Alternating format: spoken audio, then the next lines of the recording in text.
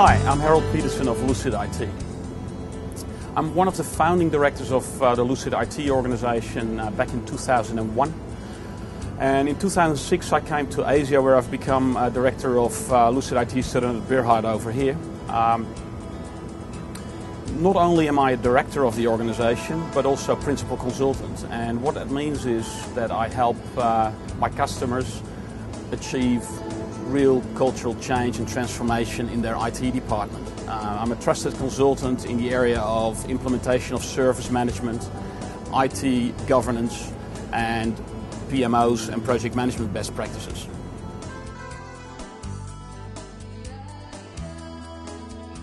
Our vision is to be the partner that the market chooses to clarify and resolve IT management challenges. Now, what does that really mean? To manage an IT department really means that broadly you manage three pillars of activity in support of the business. The three pillars of activity are building new IT solutions for the future to support the business. Build pillar.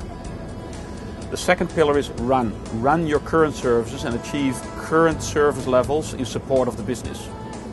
The third pillar is governance and strategic direction of the IT department in support of the business.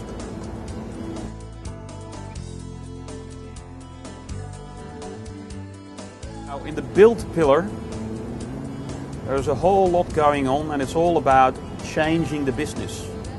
It's about changing your IT services to better support the business in the future. And some of those build activities are around enhancing the current network capacity or replacing old equipment. But some of them are really transformational, about setting up and establishing new IT services that almost directly link into business services. Think of, say, SMS top-up services in banks.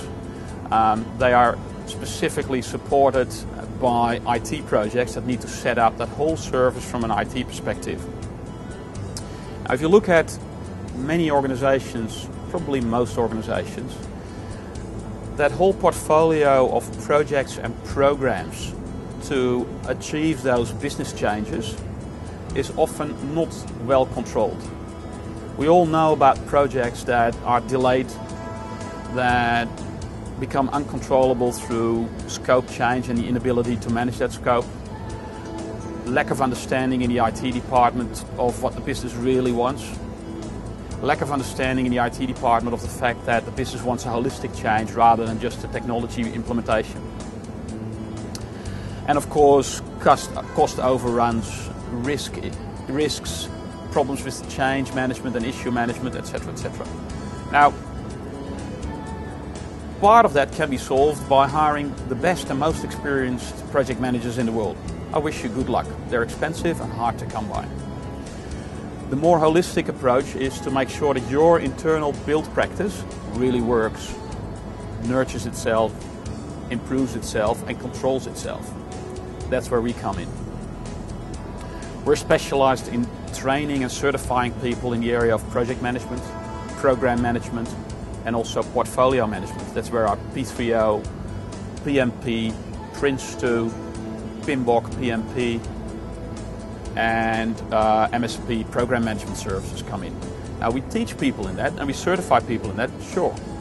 But the reality is that most people that certify through a Prince2 course or certify through a PMP course are not great project managers yet, because a lot of those people are quite junior and don't have the real life experience.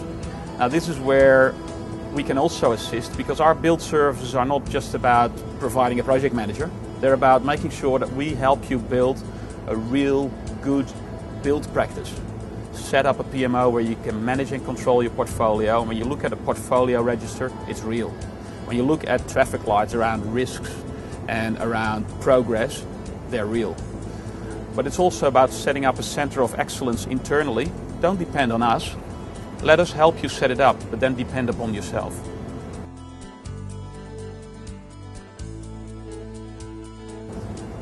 We can help you set up a center of excellence in your build environment. A center of excellence could be part of your PMO, where not only do you establish the standards and the reporting and governance practices around managing your portfolio and controlling individual projects, but it also helps you continually develop and improve the skills of your project managers and the ability of your senior managers, steering committees as well as executive committees to control that portfolio and control those processes. Now, what does that mean? Well, for example, helping project managers to achieve better results, sure, should be underpinned by certification training so they speak the language.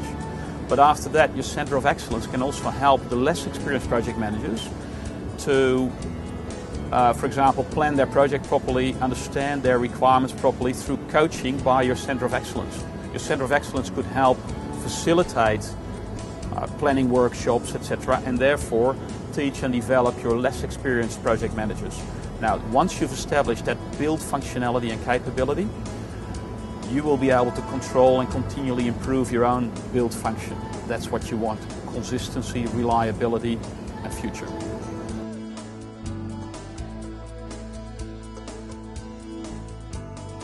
The dimension of IT management that's called run means run the IT business on a day-to-day basis and provide BAU services to the business with the right service levels that are reliable now and in the future. Now, to run an IT department, you need to essentially manage a whole bunch of processes on strategic, tactical, and operational level. In non-organized IT departments, people are essentially running around and do all sorts of support work. Some people will do architecture, some people will work on some financial management, some people will do some support, some people will do some network monitoring and get involved in projects and get involved in changes. But in a well-organized IT department, you have processes, insourced or outsourced or co-sourced, one location or multiple locations, regional or global, processes that are clearly defined, clearly controlled, clearly managed, and people are clear about their role, people are clear about their success, and senior management is clear about how things are really going. And they're able to shift their resources into different directions if business priorities ask for that.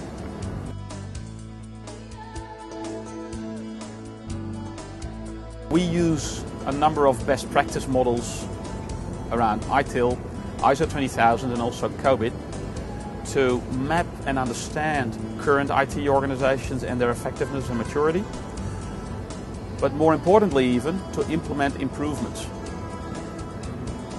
Now, we are a trusted advisor to a number of customers on executive level in the IT department, where we are indeed used to do regular maturity assessments on their journey to continuous improvement and improved control.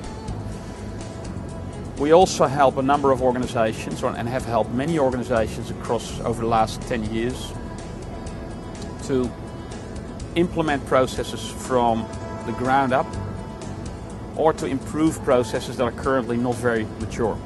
And again, we use ITIL, ISO 20000 and COVID for such process improvements. Now, an example of that could be the implementation of better controlled change management, making sure that your changes in your IT department are well planned, the impact and the risk is clear, and the implementation appears without any negative impact to the business. Most organizations have a form of change management. Our proven implementation approach really means that people control that and there's a measurable improvement of successful change, timely change, and reduced outage following change. Another example is establishment and implementation of service level management, making sure that you don't just have an SLA.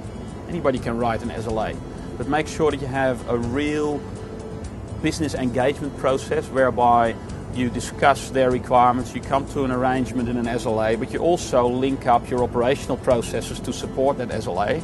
And then, a bit like a commercial account manager, you keep talking to the business, you report progress, and you understand and report progress of the internal technical departments, and you make sure that things are being improved over there to achieve improvement to the business. So it's a process that's really alive, service level management. Now, there's a myriad of processes that we implement for our customers. There's also strategic processes such as financial management, service portfolio management, where we assist our customers on CIO level to establish around the balanced scorecard better service investment programs and better decisions around those strategic processes.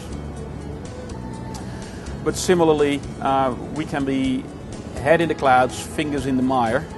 We can actually be successful on that senior level, and in the meantime work with operational staff at the service desk in IT operations, because at the end of the day, IT management processes need to have a very visible, clear link from operation all the way to IT strategy to business support. And that's where we are the type of organization that speaks the language of the CIO, but also speaks the language of the operational people, and we're able to link up the operational processes to the strategic goals.